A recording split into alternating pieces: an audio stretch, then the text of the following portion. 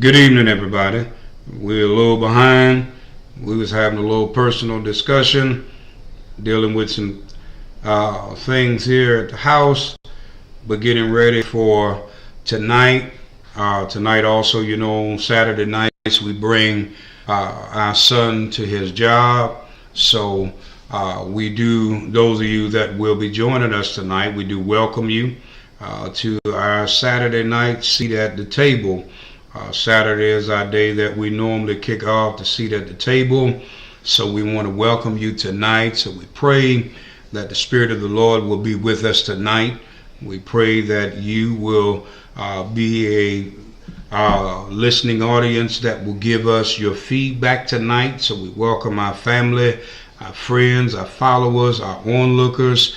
And this is for laughter for those of you that normally be with us, and y'all know I like to have fun as well. And for those that like to just come in and piggyback, and they like to take a little bit of what we say and share it in other places. We see some new names to what we do.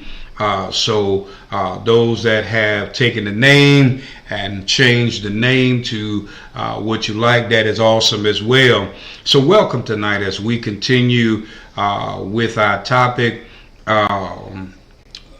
Are you an enabler to yourself or an enabler to others? Last week, Evangelist had some definitions that was Tuesday, right? Yes. She dealt with definitions concerning the word enabler. She looked at various things that really should have captured all of us in the essence of what it was, from bargaining, from making agreements, from denial, from the mere fact of trying to reason with ourselves and reason with others, from the fact of trying to say, no, that's not what it is, saying it couldn't be that, finding all kinds of excuses and so forth. So tonight, we're going to see which direction she takes this thing tonight with those definitions, and how she incorporate those definitions tonight, because I believe a lot of us have been down that road, in everything, whether it's in our personal life, our family life, our neighborhood life, whether or not we are just pretty much dealing with that, whether it's marital, whether it's with our sons, our daughters, whether it's with our brothers or our sisters, whether it's with our neighbors, our co-workers. We've been down that field. Sometimes we find ourselves in absoluteness with that in all kinds of situations, even in our churches, in the roles of leadership, whether we are Sunday school teachers, we are musicians, or we are part of the musical department, and we know there's some things that can be done differently. We hold people in certain positions, we hold them to such high esteem, and we know that there's some things that should be done different. We know there's some things that should be changed, whether it's the president, and we know our president, our previous president, there's so many people that we hold the office in such high regard that sin, wrong, mistakes, knowing that they are unjustly doing things, we tend to forget about the fact that the person has done some wrong. We tend to forget about that the person is doing wrong. We tend to forget about the fact that the person has lied, told lies. They have schemed and cheated. And because of the position that they hold, we look at the office that they're in. Whether president, vice president, whether they're a secretary or whatever state office that they hold, we look past the mere fact that they are holding that position. Pastor, prophet, apostle, bishop, whether they bishop-elect, jurisdictional bishop, whether they elder, overseer, evangelist, we tend to look past it. Whether they're alderman, whether they're councilman, doesn't matter. whether they're principal in the school, whether they're assistant principal, vice principal, whether they're teaching the class. We tend to look past the mere fact that there's a discrepancy in what they've done. Coach on the field, whatever sport it may be in, we hold people in that because we held them in such high esteem because of what their character once was, but now because there's some character flaws, we tend to look past the mere fact that they have stumbled. We don't tend to change it. We look at the fact that we know that the word says, or we know that somebody is wrong, but we look. The word says, if a brother's overtaken a default, ye which are spiritual should restore such a one. But remember, we got to be meek. We got to be gentle. We got to be kind. We got to look at the fact that they did fall. They did find themselves being overtaken. Something was able to overtake their strength, whether it was mental, emotional, social, physical, whether it was the mere fact that it was able to entrap them, whether it was sexual, whether it was economical, financial, whatever the case was, it was able to bind them. It was able to catch them at a place where it weakened them and put them in position where they made a choice where they fell to it. Now, the gentleness is just simply looking at the fact that they got wounded by it. And in the wound that they occurred, or that occurred from it, now we got to help them begin to heal. We got to put some medicine on them, but recognize that they made a mistake. They failed. They gave into it. They allowed themselves to, feast off it. They created a hunger. They created a desire. They found themselves indulging in it. There was an indulgence in it. They found an appetite for it, and that appetite that was created by it, now they got to find a way to get rid of it. They got to find a way to bring it under control, discipline it. So from that point, I'm going to let Evangelist see where she's going to go with it tonight. She pulled some things up I saw on her phone when we look at it. So are you a self-enabler? What are you enabling yourself to stay into? By conversation, by audible, by visual, by mental, by psychological? Have you allowed the mere fact that people are reminding you because you mentally have now put yourself in a position that you keep looking at? You keep allowing yourself to have a mental image of what happened, and that imagery is steady standing out in your head. You worried about what happened to you, and because of what happened to you, what you went through, and the influence of what you had gone through and what you had faced, now keeping you stuck where you are. You in that hole, that rut. And it's enabling you not to now break the chains, break the bonds, come out of the bondage, because you got to remember, not only that, you have to put yourself in a position where Paul says you've been freed. You have liberty. You got to stand fast in the liberty wherewith Christ has made you free. So now you've been freed of it, and you've allowed yourself to now create a new yoke. I wish I had something I could put on my shoulders as a yoke. A yoke is something that now has been put on your shoulders. It guides, it turns you. It really governs you. It's like a steering wheel. And it begins to move you back and forth. It turns you in the direction that it wants to turn you in, and it begins to be a weight on your shoulders, and it is the guiding force behind where you go. He says now it puts you in bondage because now you are locked into it. It's locked around your neck. It has now a chain about you, and has now weighted you down. So I'll stop there for a moment, and Evangelist will take over from here. Tonight, our definition is going to come out of Webster, and it's an enabler. Enabler, one that enables another to achieve an end, especially one who enables another to persist in self-destructive behavior, such as substance abuse, by providing excuses or by making it possible to avoid the consequences of such behavior. Tonight, one of the biggest things that I want us to look at, sometimes as parents, we become enablers for our children. And I say that because of the fact a lot of times we become enablers. One, we feel that we're protecting when in fact we're not protecting. We're upholding them in their mess.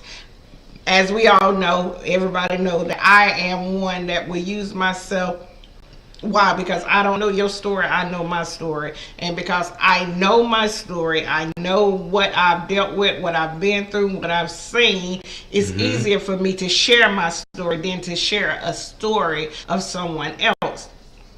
One of the biggest things that I look at, and I started looking at this and thinking about this, was one of the biggest things of an exemplar of an enabler I would give is that I was younger and I was dating this guy, and this guy was living with a woman, and his mother was there, and she would bring her son to see me, and knew that he had a live-in girlfriend.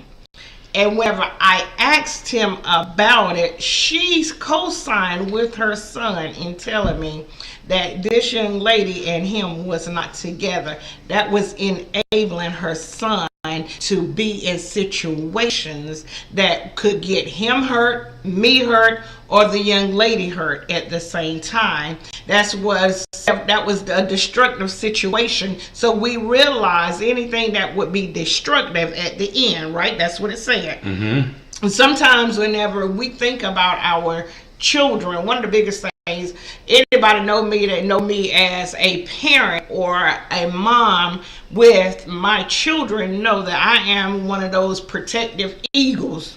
Which means you're really not going to get too close to my kids without me seeing you, or looking at what you're doing, or listening to what you're saying to my kids. And I say that because of the fact of the differences that I know that they both have. But I understand that I have come to learn that sometimes as being a parent, we enable our children or we cripple our children because we don't allow them to grow up. And one of the biggest things that I look at as me and my husband, when we first started out dating, that was one of the biggest things that I told him. I said, I realize that I'm really protective of my kids. And I also realize that my kids are going to be very green because of the fact I have never allowed them to experience life. And one of the biggest things that I look at is that sometimes when we don't allow our children to make decisions or to make mistakes, we become an enabler in a not such a negative way, but it can become negative because now we have not taught them how to make decisions. So because we haven't taught them how to make decisions, when they find themselves in situations, who do they call on first? They call on us. I remember whenever my husband used to tease me all the time because I told him, I think whenever you and I had just been dating for about 2 years, I said, my kids know I used to be Captain Save-A-Ho because of the fact they know it didn't matter what the situation was. Here I come in. What is it whenever you used to watch the superheroes in back in the 80s? Then here she comes to save the day. That was Mighty Mouse. Yes. And your cousin just told him when it was in North Carolina, boy, your mama was that little lady. Don't let your mama fool you, because boy, your mama showed you to throw them hands. She don't do it now, but boy, your mama was ready to fight, boy. So that's what Lulu just said. That's what she just said. So whenever I look at that and I think about that, we all have at some point in time became an enabler to somebody. And most of the time it is, as parents, it is to our kids. Right. It is to our children. One, because we don't see the wrong of our children. Well, I can't say everybody because my mama was the total opposite. My mama, Joyce wasn't playing that. She was not playing that. And I guess because the area and the field that she chose to work in, from working with children and adults, of making poor decisions, her job was to teach me how not to make those decisions. Right. So I won't knock it. But will I say that I felt that a lot of times she should have had my back? Yeah, she should have had my back. Well, I was her baby. She actually did. I guess, what you just said, I'm just adding to what you were saying. I don't want to cut you off to stop you. What we thought our parents didn't have our back in, they actually did. And I definitely get you, because where you wanted them to really, give you that opportunity to keep going, they didn't allow you to go. But they actually did have our back, but not the way we wanted them to have our back. And I think that's the biggest thing most kids was really looking for.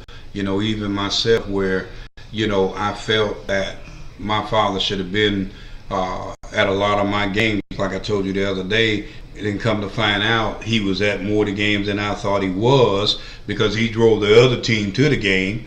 Well, I thought he should have been driving us to the game. So, when we thought our parents wasn't supporting us, our parents really were supporting us more than we actually know. So go ahead. I'm just agreeing with you because it's right. I want you to be that mom. I want you to be that daddy. Kind of like on Shrek. I love you, Shrek. Right. Or whenever you think about it, the kids and I, like as you say, we watch dumb stuff. And I told you that I look at TV for entertainment. So I watch dumb stuff because of the fact when I sit in front of the TV, I don't want to learn. I want my brain to relax. And one of the biggest things that we totally opposite. I like educational stuff, and she like the silly stuff until what is Mondays and Saturdays. Educational Mondays is educational day. Yes. In our office. Other than that, in my office, she like to watch this Bob the Burger and all of this other craziness. So whenever we think about it and we think about being enablers and are we enabling ourselves, I love it because Apostle went to the scripture when he was talking, where was it? You just said it. When we think about... Oh, you're talking about Galatians chapter 6 and Ephesians chapter 5, I believe it was. Not chapter 5, Ephesians... no. We talk about restoration. Yeah. And when we look at restoration, one of the biggest things Ephesians 6 it and 1. That we should restore them with meekness, but we have to remember that we could be falling to that area of where they failed at. Whenever you think about that, that's not enabling someone to stay there. That's you're helping them build them up to come out from where they're at. So do we really, whenever we say that we're helping someone, do we make excuses for them to stay there, or are we helping them come out of the situations that they're in? Because there's a big difference in coming out and staying in. Right. Because of the fact, whenever you look at it, if you're teaching your children, don't touch that, that's hot. Right. Whenever you see that child go back there again, you say, don't touch that, that's hot. After a while, you're going to get tired of saying, don't touch that, that's hot. To that child going to feel the heat, and automatically they're going to look at you and say, hot. Because they recognize that, wait a minute, you've already given me multiple warnings. And because you have given me warnings of not to touch, now whenever they just feel the heat, the heat is what's going to keep them from touching it. But what did you see in the beginning before you said, don't touch that? Most of the time, I know when my kids are small, especially my daughter that got that little burn on her hand when she was small, and she went to go touch some cabbage, and you kept saying, don't touch that, and she could stick her hand over and feel the heat. But because she had no understanding of what heat is, a lot of times people find themselves in situations. Why? Because they have no understanding of what it is. If you listen and you talk to people that have now got addicted to some form of drugs, or the fact that if you talk to people that have sexual, it's a diagnosis for it, that people that where they like to have intercourse a lot. And if you think about it, a lot of times if you listen to those people talk, they always say, they always say that they're trying to reach back. Thank you, that's the word I was looking for. They always say that they're trying to get back to the initial of where these things started. That first experience, that first feeling. Even sometimes as women, I know sometimes whenever me and my husband get on each other's nerves, I be like, baby, do you remember when? Because why? I want us to go back to that first day that we recognized that we fell in love with each other. So it's something about that first experience is what I'm trying to get you to see, is that a lot of people wind up trying to go back to, but is it a wise thing? Because see, one of the biggest things I look at is that whenever I tried to get high, I told you that time that I tried to get high, and I'll never forget it because of the fact she started throwing up at the gas. It made me sick. I did not like the experience. So I recognized where everybody that I was around enjoyed the feeling of being high up in the space, and they could laugh and giggle. It wasn't funs and giggles to me. I didn't like not being able to control what was going on with me. I did not like how I felt. So it was not a great experience for me. Right. See, I told y'all I could talk about me. I don't know your story, but I know mine. I could talk about my story. Why? Because it was my personal experience. So I know for a fact I am not a person that will I compromise and say, you know what, you might need to rethink that, because how did you feel when you started coming off that feeling? Because see, I think that's what we don't really look at, is what it made you feel like, or the first time that I decided that I hit 30, and because I had never been drunk, I decided I wanted to feel what it was to get drunk. I did not like sitting on my child potty like this, sick, throwing up everywhere. Why? Because I did not like that feeling. I didn't like the taste of alcohol. And if you hear me tell my story, you always hear me tell you, I am the seed of an alcoholic. Right. And because of the fact I know I'm the seed of an alcoholic, alcohol was a drug that I never wanted to be partakers of. But because of all my friends who were talking about how funny it was and how they acted, well, guess what? I didn't like how I acted. So I didn't like what I looked like, because the first place I went was I looked in the mirror. I didn't like the person that I saw. I'm thinking about what you just said, and I'm glad you said that like that, because that began the first stages of enablement when they started saying, "Girl, look at how I felt. Girl, let me show you." And then you. Most of your friends were male friends. Let me show you, you my homie and all of this other stuff. Let me show you what it look like, girl. We just act silly. Well, you our home girl and blase, yada yada. Same thing when it came down to drugs. Well, ain't nothing happened to me, so ain't nothing gonna happen to you. But the feeling, the experience is totally different for everybody else. So even still, whether you're saved or not, when you look at Luke 9:62, it said, "Any man putting his hand to the plow and look back is not fit." So we're not fit for a whole lot of stuff. As a psych major, you got to look at the first drink that you take, you become an alcoholic. You look at the first time you take a hit of anything, you become an addict. The first time somebody has now taken away the most precious gift you have other than your mind, which is your virginity, now they've exposed you to a whole lot of things that you would never want to be exposed to. You're exposed to a whole lot of spirits. Hey, cuz, how you doing? God bless all of you tonight. To all of our men and women of God, every apostle, every evangelist, every pastor, teacher, to all of our friends tonight. Listen, when you find yourself in that position, you've been enabled.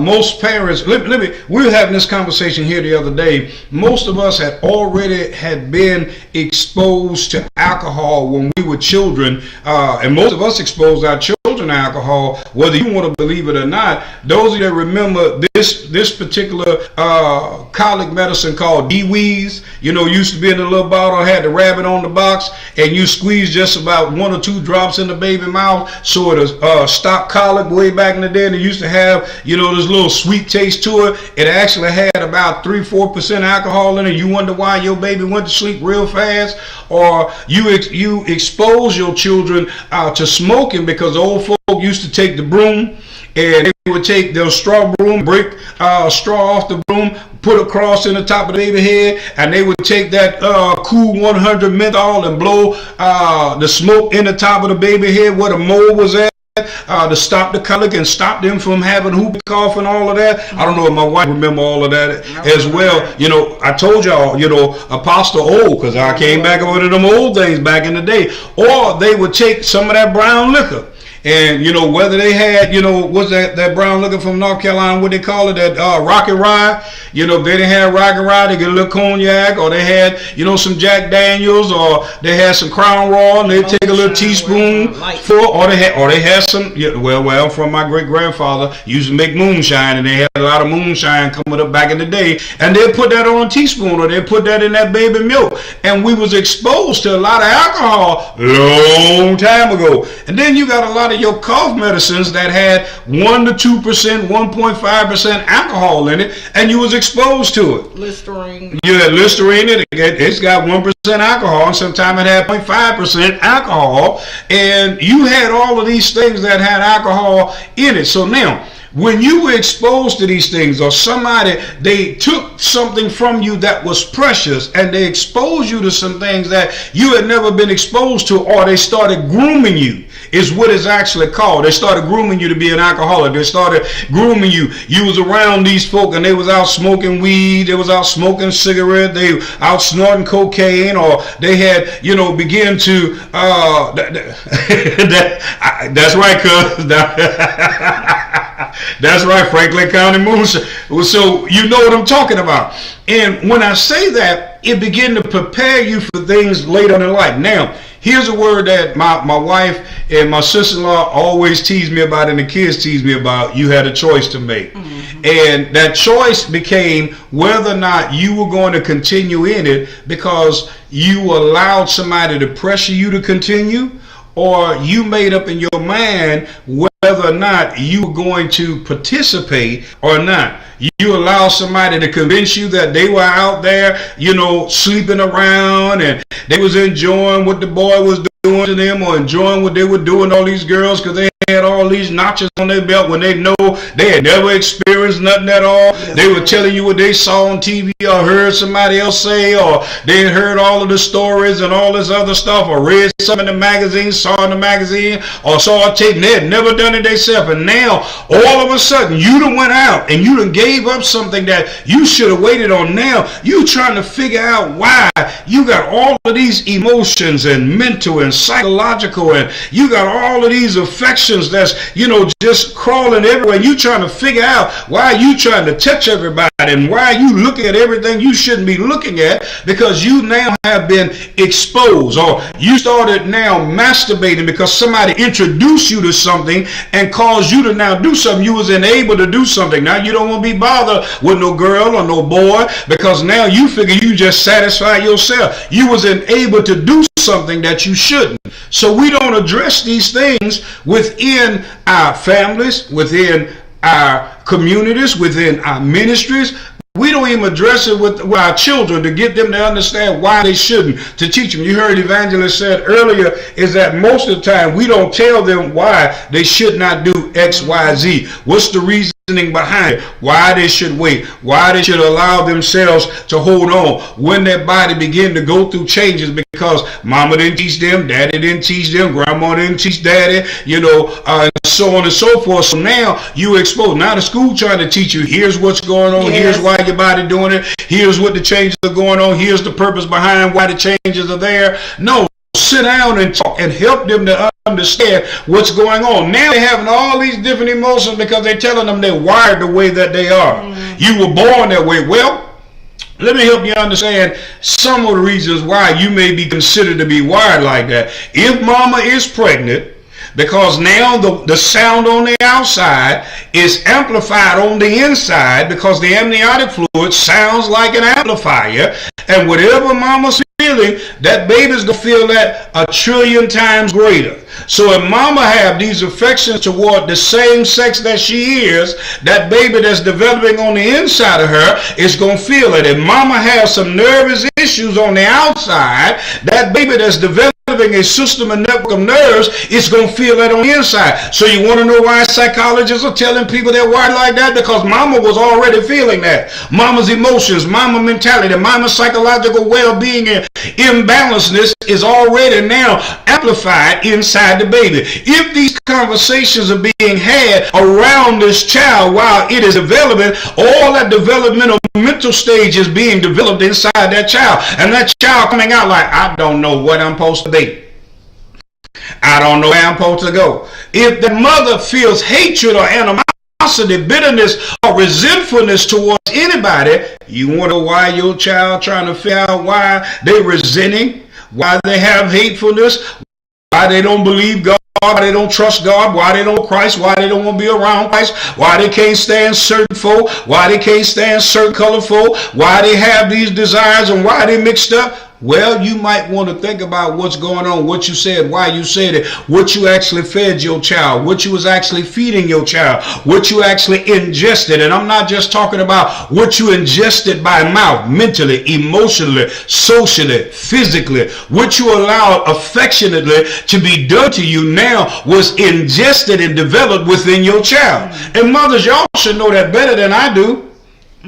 So you enabled or begin to be the enabler of what your child became. And you wonder why by the time your child was 3-4 years old, they were walking around, and y'all forgive me for this because my hands, I got stiff wrists. You wonder why your little boy walked around like, well, mama, I don't know. And you see what's going on, mama. And you wonder why your little girl walked on, mama, I want you to know I want a pair of tissue and I want some pants. I ain't wearing no dress.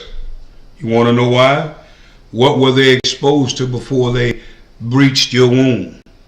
And whether they breached the womb through the birth canal or whether they breached the womb through the birth canal because you had to have a C-section, they still breached your womb. Either way the cut go, they still came forth from your womb. And whatever was happening in the development stages of that child that they were around, guess what? It was amplified. And that child was enabled because of what it was being developed by on the outside that was amplified on the inside. Go ahead, Evangelist. And one of the biggest things that I look at is that a lot of times you'll hear me make jokes about stuff that was said in my hearing because of the fact anybody that know me know I am a I comb my beard in front of y'all. I am what everybody calls preacher's kid.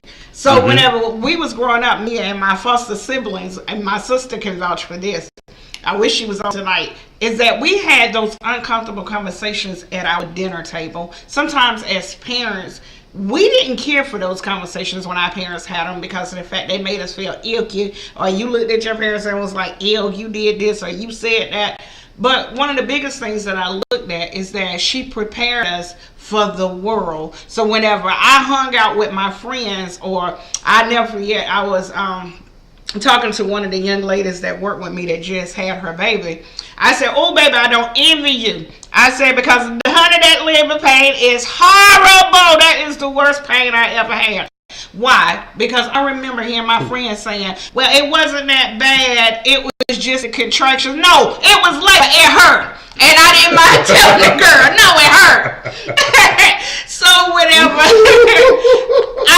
I'm the type of person, I'd rather be honest with you. I'm laughing because I don't know what labor pains feel like. It hurts. If it feel anything like when my appendix burst, because my appendix burst and it felt so horrible, and it was like, so whenever I look at that and I think about that, if it wasn't for those uncomfortable conversations, I look at where we could have been and where we really are now. Yeah. Because of the fact my mom didn't have to go to the jail to come and bail none of us out. Because she let us know jail was not a classy place. She said how people go in, that they go in one way and they come out another. So she broke it down and she told us from a different perspective. But when you hear your friends talk about it, they make it seem like jail is a nice slider place that you go in, set your time to blow up and all of this stuff. But I work in a jail now. I know for a fact, jail is not a nice place. It's not a place that I want to see my kids go. But one of the biggest things that I look at is when I walk in the door is that I know that a loved one of mine can make one poor mistake and can wind up in the situation that the people that I work with is in. That's so right. Because I look at it like that, one of the biggest things whenever I walk in the door is that I don't go in judgmental, because I know one poor decision can put you in that place or put someone that you love in that place. So that's one of the biggest things. But whenever I'm in there, my people will tell you when they come in contact with me, I don't play no games with them either, because one thing I do realize is you know where you at just like I know where you at. So something that you did or something that you got caught up in brought you here. Exactly. So whenever I look at that, are you really an enabler, or are you enabling yourself? Are you enabling others to stay where they at? One of the biggest things irks me is whenever I hear parents say, I'm going to be down with my kids for anything. No, I'm not going to be down with my kids for anything. My daughter was looking at something on social media, and she came to me and she said, Mama, let me ask you a question. Would you come to my rescue if I got in trouble? I said, let me tell you something. It depends on what it is now, because you're at the age where you can make decisions for yourself. And whatever you got caught up in, is it really worth my life or yours for me coming to be a rescuer for you? I said, now I've always had your back in everything, but one thing I do know is that I'm not going to have your back in everything now. Why? Because you're old enough now to make decisions. If you get out there and you do something stupid, no, I'm not going to put my life on the line, because I'm teaching you now so that you don't have to make those decisions. What am I saying? Is that we can't be enablers for our children. It irks me, it bothers me whenever I see parents, and I know one lady that me has seen on social media a couple of years back. Is that this lady was saying that she talked to her daughter, she raised her daughter, she did everything she could for her daughter, and her daughter wound up getting killed, and people got mad with her because she wasn't out there crying and acting a fool, and she never said how good her daughter was. Oh yeah, a young lady from New Orleans that wound up getting killed because she decided she wanted to run away from home and be a prostitute, and she got killed up under the bridge in New Orleans. So whenever I looked at that, I said, you know what? Her mama made no excuses for her. Her mama made sure that she put it out there that I taught my child. You have to take your hat out for that, because she didn't enable her child to stay in that predicament. Her child chose to stay there. As my husband say, that as me and my sister always say, choices, choices, choices. It is choices. As much as we hate that word choice, and if you talk to any of us that has ever lived up under the same roof as this man, because a lot of times our conversations when we came in off our job started at the table, and everybody talking about how their day went and how frustrated we were and all of these things. And before he would end the conversation, his last words to us would be, if you could make a different choice, what would your choice do different? So whenever you hear us say choice and you hear him laugh, it's because of the fact we got to the place we hated the word choice. Because in our ear, when we was around him, it was about choices. It was about what would you do different. Sometimes I find myself saying the same thing. What would you do different now? What would your choice be now? Why? Because at the end of the day, we can become enablers, but it's a choice to become an enabler. It's a choice to see someone that has destructive behavior stay where they're at. It's a choice. Because one of the biggest things, I never forget whenever one of mine was tripping and acting a fool, I said, let me tell you something. It's my choice to stay here and watch you go down this barrel. But it's my decision to walk away, because I don't have to see you self-destruct. That's right, because my father always told us, he said, if you go to jail, other than for defending yourself fighting, you're going to stay there.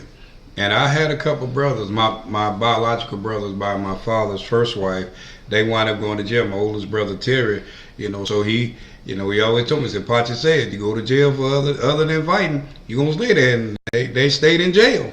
Well, my mother, I had a brother, I have a brother. Every time he got in trouble and he went to jail, my mama always ran and went and got him out of jail. My dad always said, Guston May, stop getting that boy out of jail. Let him sit there. Let that boy sit there. Let that boy sit there. You keep getting him out of jail, you're going to be running till the day that you die. He said, I'm going to be dead and gone. You're going to be still running, getting him out of jail. And finally, my mama had no choice. The last time he went, he had to sit in jail till he got out. But the problem is that we don't make the choice to allow them to do the time. Parents enable their kids to keep doing trouble, because a child knows that as long as my mother, my grandmother, my brother, my sister is going to come, going to put something on my books. Stop putting stuff on their books. They the one did the crime. They the one made the choice to do what they did. They're the one that did the thing that got them in the position that they were in. Now, it's okay to go to court with them and all that other good stuff and support them and let them know that you love them. It's all right to give a call. But some of y'all been paying these $300, $400, $500 telephone bills for what? Because it doesn't make any sense. Because they did the, you are in prison while they free. You burning your life up. You burning the highway up. You going from Tishomingo to Mexico. Well, Mexico and Tishomingo, they say Tishomingo is in Mexico. Let me rephrase that. You going from Tishomingo, Mexico, and you going all the way to Canada.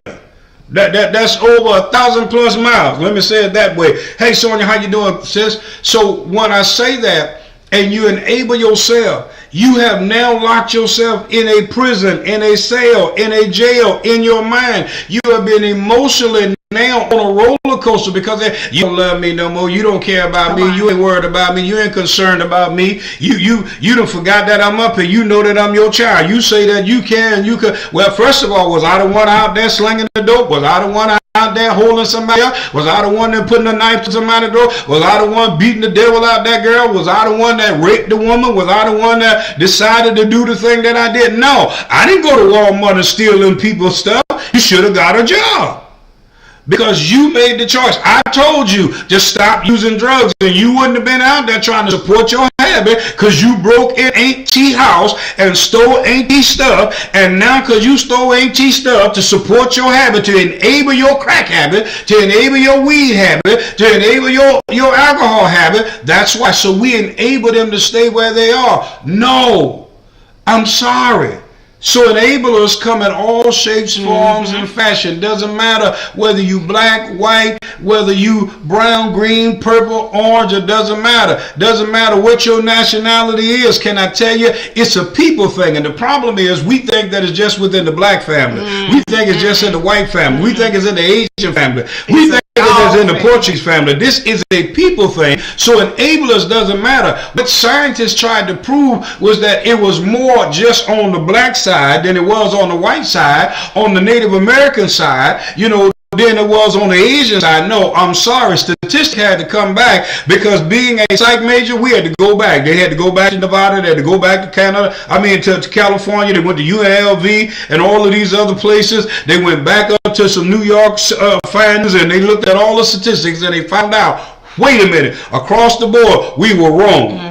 And when they found that out, they found out that it was a people thing in the study. Stanford study started showing, wait a minute, we've been looking at this all wrong. We thought it was classification by certain people. Then when they started looking at mental, they started looking at those that were sociopaths, they started looking at people that was out there just murdering folk. They found out, wait a minute, hold up. We now got to declassify some of these things because we enable things to be so much. So when you start looking at enablers, look in your own house. Look at your own self. Do you enable yourself because now you feeling down and you're emotionally drained because you can't go out there and nobody want to lay down with you, nobody want to give it to you the way you want to be given it, and you loving them and you helping them to be where they need to be? You are now killing yourself on the job. You done put them through 4 years of college and they done got their first degree. The first year they got an associate's degree. The next 2 years they done got a bachelor's degree. You understand? Now they done got a master's degree. Now they done finally got a doctorate degree, and you still working at McDonald's and Burger King, and you still working at Walmart, and they done left you. Wait a minute, partner. Slow your roll, pimping. You still living in a trailer. They done bought a 4-bedroom house. They done married another woman or married another man, and you ain't got nothing. Now they either a doctor or a lawyer, and they done forgot about you. They done left you with the babies, or they trying to take your baby now, and you enabled them to do everything they did to you. They told you they love you. They ain't had no job. They came in with some raggedy shoes, some torn pants, and some raggedy underwear that didn't have a seat in it. And now you done got them everywhere they needed to be. They came in, they ain't had no hair on their head. You showed them how to go get their hair all braided up, and that not braided, no braided up and everything. They got their nails done. You took that joker and he was no longer walking around with, knotty hair. Come on. He ain't had no holes in his shoes. Come on. He ain't had but one pair of pants and they stayed dirty. He ain't know how to shave. You taught that joker how to shave. And now he looked like something in somebody, and everybody wanted him now because nobody wanted to be around him because he couldn't get the stench off him, and now he smelled like something. You enabled him to become the man that he wanted to be because he didn't look down. His mama and them didn't want to be around him. I just said his mother, them, his mama, them. Come on. And now that he didn't want to say, let's go to church, and now all of a sudden he's breaking the church wall down, and you at home whimpering and crying. You peeping and hiding. You ducking and dodging. And he talking you down, but you talked him up. He saying you worthless and no good, and you the one that God allowed to build him up. Come on. you were saying, now we're solid. Solid like a rock. And now you feel like you're a pebble. Come on. What? You enabled him to get where he at. You enabled her to get where she at. You forgot who you was? You mean to tell me black woman, black man, white woman, white man? Asian woman, Asian man, Indian woman, Indian man, Native American man, Native American woman. You forgot who you were? What the what? Y'all almost made me say the word H-E-L-L out loud. You forgot who you was. You enabled yourself to go in a hole and hide. You became a hermit. What you mean? Because you built them up. You saw what they used to call a diamond in the rough.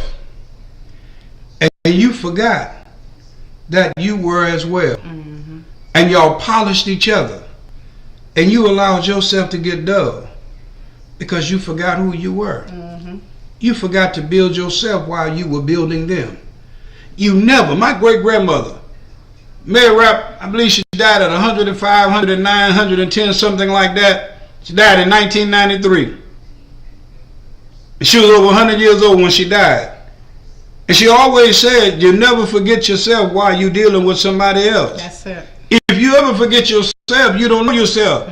You never forget where you came from. You don't forget where you are, because you won't lose sight of where you're going. But if you forget where you came from, you don't know where you are. You can't see where you're going. I always live by those things. I was raised by women, I'm sorry. Were there men in my life? Yes. The majority of them was women. So a lot of things y'all hear me say, and will ever hear me say, a lot of them came from the women that was in my life, and they was older women. Sorry. That's why a lot of things I'm very prepared about. Sorry. I was trained by a lot of women. Sorry.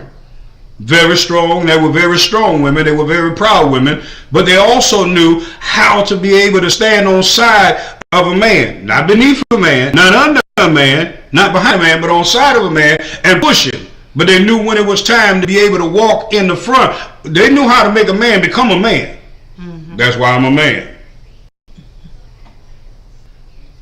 This man was built by women.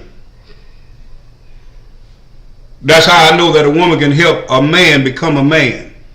Were there men? Yeah. But they were working a lot. They reinforced what these women did because they laid down the laws and these women enforced the laws and they groomed the laws. Y'all don't hear me. You got to know how to build. So what are you enabling yourself to do? You forgot just because you lost something, now you sad and sagging. You picked up 2-3 worth of pounds and you don't think you're good. You lost 2-3 worth of brain cells and you think you have no memory. Somebody left this earth and you feel you can't make it, you can't live. Your loved one is no longer here, so now you feel depressed. I understand it may hurt you. But my great-grandmother also said life still got to go on because they planted a seed somewhere. Are you watering the seed that they planted? Have you crushed the seed that you couldn't plant the seed that they left? Go ahead. All right, y'all, we're going to get ready to wrap this conversation up tonight because we do know, everybody know that tonight we'll be springing forward, going into our spring clock time, changing, losing that extra hour of sleep. So we're going to get ready to wrap this up, but I'm going to leave with you because one of the biggest things that I looked at, and it says Psych Central definition of an enabler, said the term enabler refers to someone who persistently behaves in enabling ways, justifying or indirectly supporting someone else's potential harmful behavior. In other words, the enabling is direct or indirect supporting someone else's unhealthy tendencies.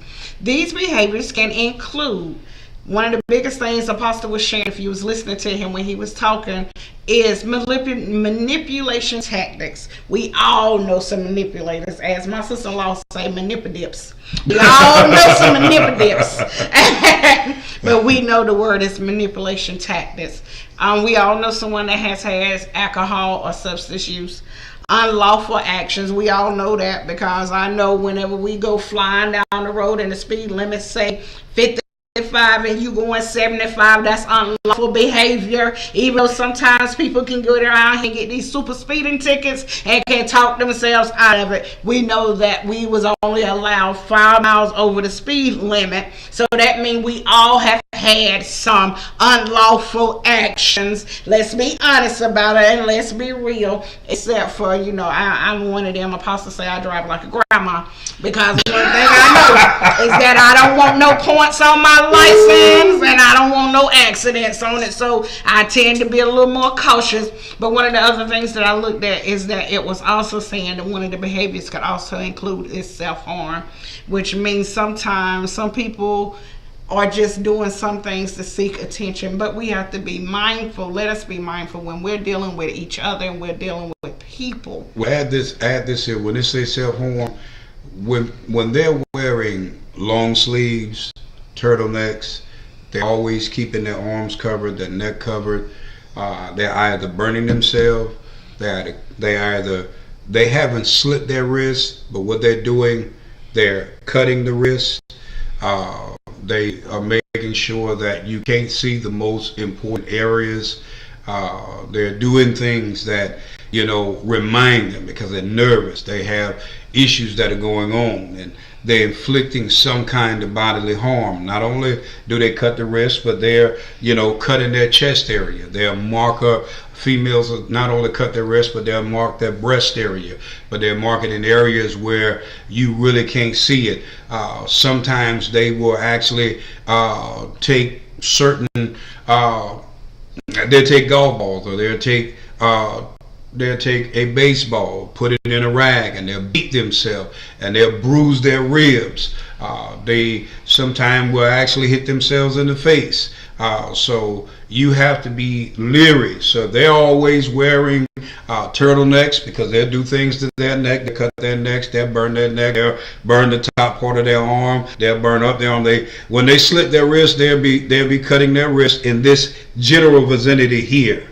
If they're burning themselves from here on up, on the forearm side here, or on the back side here.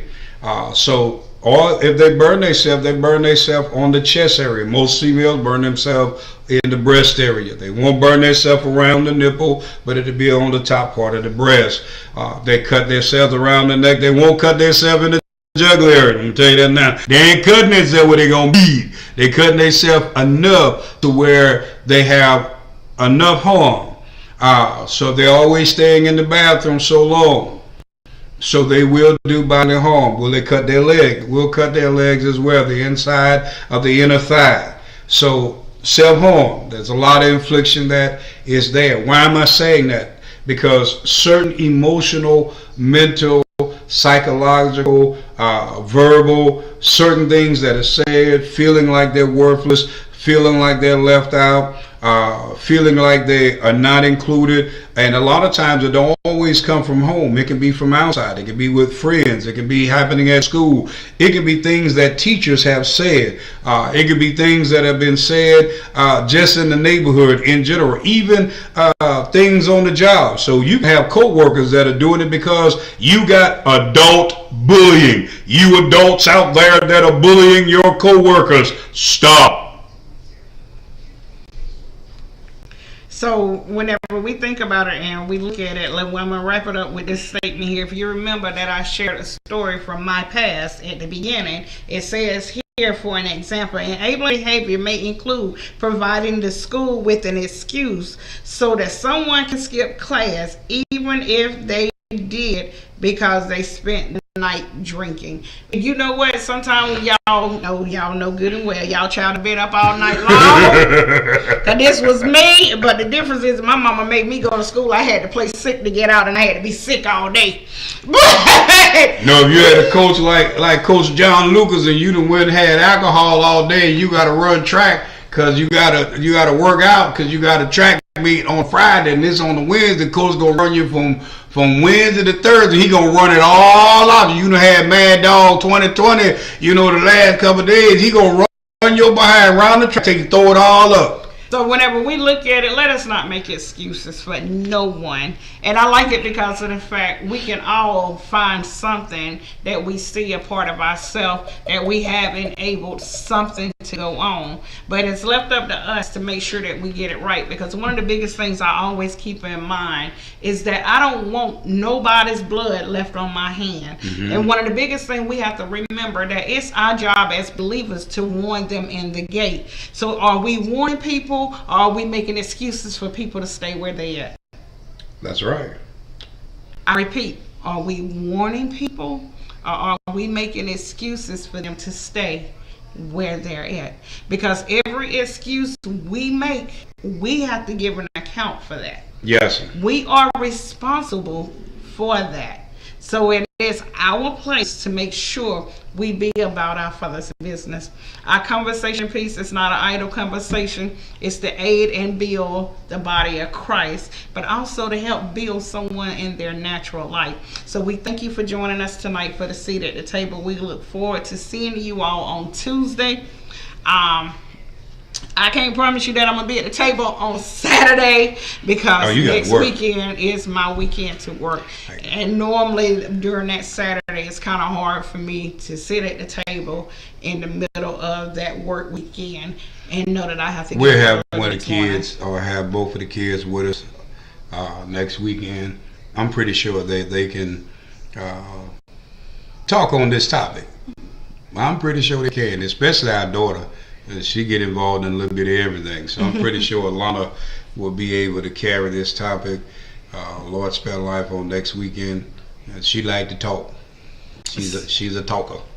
Don't talk about my baby. I ain't talking about it. No, that's telling the truth. Now y'all know this here, then y'all can laugh. Talking about somebody is when you're behind their back. Telling the truth about somebody is when you're in front of their face. And I ain't talking about nobody. So we love you all. We love you. We love you. Join us in the morning at 11:25 for our Sunday morning worship experience. We're seeking the Lord for a word for the people. We ask that the ones that will not be able to join us, we'll be praying with you that tomorrow, that wherever you go to have worship, we're praying that the Lord move on your behalf and in your situation, but also move in your life, produce healing, set the captivity free. So we love you, we love you, we love you. Don't forget to pray for someone else as well as pray for us. Anything else you want to add?